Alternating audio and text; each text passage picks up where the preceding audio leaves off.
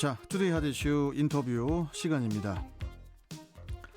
최근 사회에 굉장한 충격을 안겨주고 많은 사람들을 분노케 한 사건이 있었습니다. 한 남성이 세 모녀를 한꺼번에 살해하고 스스로 자해했던 서울 노원구 세 모녀 살인 사건인데요. 어떤 끔찍한 사건이었는지 법무법인 우리 그 비전의 장성규 변호사 연결해서 현재까지 정리된 사실들 짚어보겠습니다. 자, 장성규 변호사님 안녕하세요. 안녕하십니까. 예. 장성규입니다. 이게 참 정말 분노가 치밀어 오르는 그런 사건인데 이 서울 노원구 세 모녀 피살 사건 우선 어떤 사건이었는지 먼저 좀 짚어주세요, 변호사님. 예. 엄청난 3명을 모두 살해해서 국민들의 공분을 지금 너무 많이 사고 있는 사건인데요. 예. 그 범인은 그 온라인 게임을 통해서 알게 된 그 첫째 딸이 자신에게 연락을 피하니까 거기에 대한 불만을 품고 2달 동안을 약간 스토킹을 합니다. 계속 따라다니고 괴롭히고 연락하면서. 예. 그러다가 그래도 만나는 걸 거절하니까 나중에는 퀵서비스 기사를 가장해서 집으로 들어갑니다. 그래서 미리 기다리고 있다가 세 모녀를 모두 살해한 사건이었습니다. 현재 그 살인범은 현재는 그 살인, 절도, 주거 침입, 경범죄 처벌법 위반 등으로 혐의로 구속되어서 현재는 검찰에 사건이 송치되어 있는 상태입니다. 물론 뭐 언론을 통해서도 다 밝혀졌지만 이 살인범의 신상도 이제 공개가 됐죠.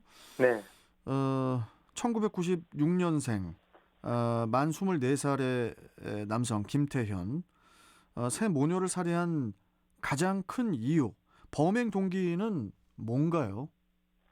네, 그 신상이 공개된 김태현은 처음에는 온라인 게임을 하면서 알게 되었고 네. 그 지인들과 함께 PC방에서 함께 그 첫째 딸을 한 3차례 정도 만난 적이 있었던가 봐요. 예. 게임을 하면서 PC방에서 서로 알고 지내면서 게임을 할 수 있잖아요. 예. 그런 상태에서 만나다가 그 첫째 딸이 자신의 연락을 차단해버린 거죠. 그래서 만나지 않으려고 하니까 배신감을 느꼈다. 이번 조사에서도 자신이 거기에 대해서 배신감을 느꼈다고 밝혔다고 하거든요. 예. 그러면서 그 이후에는 2달 동안 지속적으로 따라다니고 연락하고 계속 연락을 시도하고 이런 스토킹 행위를 했던 것으로 밝혀지고 있거든요. 예. 그래서 이게 자신이 연락하고 계속 만남을 시도하는데도 만나주지 아니하니까 그에 대한 불만이 이제 앙심으로 변화되어서 계획적으로 살인을 준비했다. 이렇게까지 이야기하고 있거든요.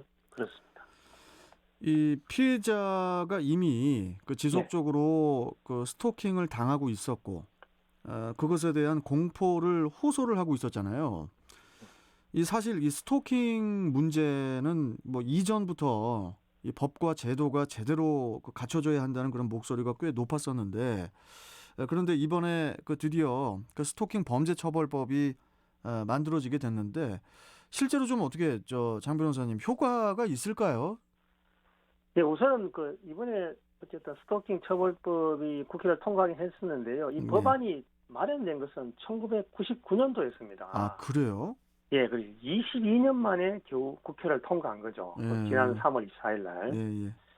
그래서 스토킹 처벌법이 너무나 늦게 제정되었다는 비판도 많습니다. 그리고 또 최근에도 스토킹 범죄들이 주목받는 사건들이 있었죠. 그 어떤 남자가 여성 바둑 기사를 계속 지속적으로 괴롭혀왔다는 예. 그런 소식도 전해지는 등 이 스토킹 범죄가 주목을 만약에 받지 않았더라면 아마 이번에도 통과되지 않았을 수도 있지 않느냐 그런 아쉬움도 있었습니다. 근데 이제 결국 법에서 정하는 이번에 제정된 스토킹은 그 상대방의 의사에 반해서 접근하거나 주거지와 직장 등에서 기다리기 또는 연락하거나 물건 보내기 이런 등을 해서 불안감과 공포감을 야기하는 범죄로 규정했거든요. 예. 그러면서 그런 행위를 지속적으로 하는 경우에는 3년 이하의 징역 또는 3천만 원의 벌금. 그다음에 만약에 흉기 등을 소지한 채로 스토킹 행위를 하는 경우에는 5년 이하 또는 5천만 원의 벌금에 처하도록 형량을 강화해 두었습니다.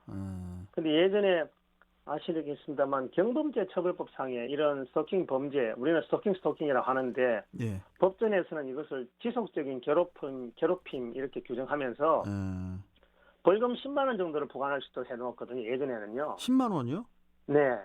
어허. 그러니까 스토킹하는 사람들은 10만 원 내고 또 스토킹한다 이런 마음으로 그렇게 지속적으로 계속 했던 사람도 많지요. 그렇네요. 근데 이번에는 어쨌든 이런 스토킹 행위가 강력범죄라는 이런 인식의 변화가 있을 것으로 보입니다. 그래서 예. 아마도 예방 효과는 있지 않을까 싶어요. 그리고 이번 법에서 특이한 것은 그 피해자가 스토킹 행위를 당하고 있다 신고를 하면 예. 경찰에서 우선적으로 100m 이내 접근 금지라는 긴급 조치를 먼저 할 수 있습니다.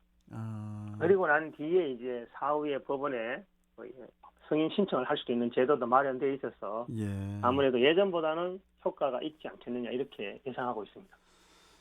자, 그런데 이 스토킹 범죄 처벌법이 그 이번에 국회를 통과는 했지만은 네.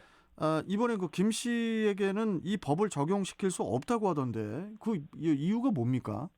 네, 맞습니다. 우리 항상 사후 약방문이라는 말을 많이 하죠. 예. 항상 무슨 일이 터지면 법을 만들고 법이 따라가면 제정을 하는데 항상 이렇게 그 당시에 그 법이 제정되어도 예전의 행위를 처벌하지 못하는 것은 그런 처벌 규정들, 형벌 규정은 헌법에서 규정하고 있는 불소급 원칙이 적용돼서 법 시행 이후의 행위에 대해서는 처벌이 가능하죠. 근데 이번 스토킹 처벌법은 2021년 올해 이제 9월 달부터 시행되도록 되어 있거든요. 예. 그래서 현재 김 씨의 스토킹 행위는 현행법상으로는 병범죄 처벌법만 적용되겠지만 이 사람이 한 행위 자체가 지금 뭐 살인을 포함해서 엄청난 행위를 해두었잖아요. 그러니까요. 그래서 뭐 법이 허용하는 최대한의 처벌을 받을 것으로 예상되고요. 아마 검찰에서는 사형 구형을 하지 않을까 이렇게 예상합니다. 네. 이 법도 중요하지만은 이 스토킹 관련해서는 이 사회 인식도 굉장히 중요한 부분이죠. 네. 이 사회 전반적인 인식과 또 제도까지 함께 좀 변화가 있어야 될 것 같은데 이 네. 부분도 좀 한 말씀 해주시죠. 예, 우선은 이런 지속적인 괴롭힘 이런 스토킹 범죄는 가부장적인 생각에서 비롯된 것 같아요. 또 남성 우월주의. 예. 내가 상대방을 지속 연락하고 관심을 가지면 상대방도 나에게 관심을 가지고 좋아할 것이다. 이런 그런 편집적인 집착 이런 데서 비롯되는 것으로 보이거든요. 예. 그래서 그런 행위 자체가 이제는 범죄다. 어마어마한 처벌받을 수 있는 강력범죄라는 게 인식에 이제 변화가 있어야 될 것 같아요. 법이 이제 제대로 제정되었으니까. 예.